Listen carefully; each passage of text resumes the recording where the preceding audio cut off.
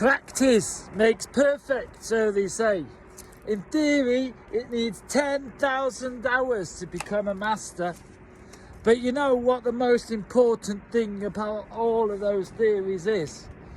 That you start, that you take the first step, that you do the work, that you don't just think about it, and you don't just talk about it like I'm doing all the time. I'm just talking about it on these videos.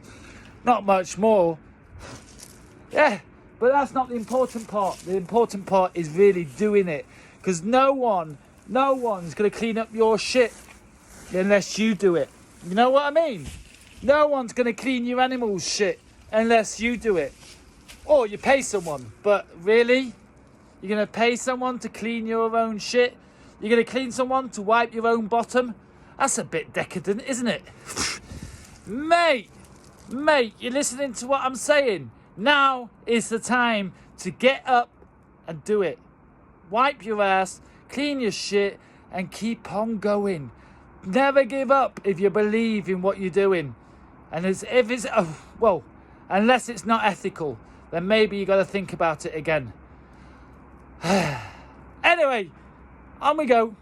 Choo choo!